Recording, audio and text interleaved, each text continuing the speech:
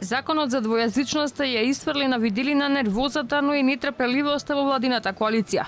Првиот интегративец Али Ахмети го разобличи премиерот за законот за двојазичност, додека Заев тврди дека целата содржина на законското решение е пратена до Венецијанската комисија, ДУИ експресно реагира.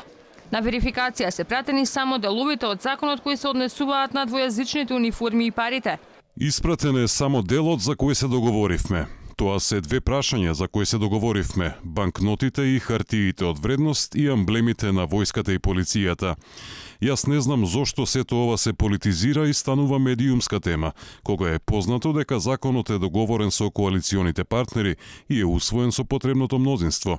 Треба да се знае дека за поништување или укинување на еден закон потребно е баринтерово мнозинство. Заев тврди дека целата содржина на законот за употреба на јазиците е испратена на мислење заедно со алтернативниот текст на членот 8, кој не е составен дел од законот, од причина што се постави прашањето за неговата усогласеност со Уставот на Република Македонија. Денеска го испраќаме и законот и алтернативните две одредби, кои што уште тогаш тоа го ветивме. Венецијанската комисија очекувам во регуларниот период кога носи одлука да ги даде своите сугестии. Декавриена и Линденска број 2 потврди и премиерот. Имало криза заради тоа што некои политичари сакале да се китат со туѓи перја.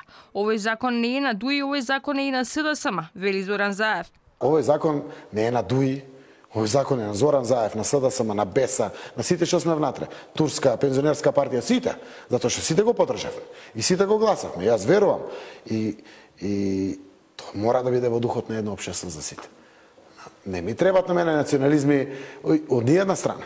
Заради тоа што кога повикав да создадеме партнерство и да одработиме за државата, е една од работите на кои се согласивме да оградиме едно општество за сите.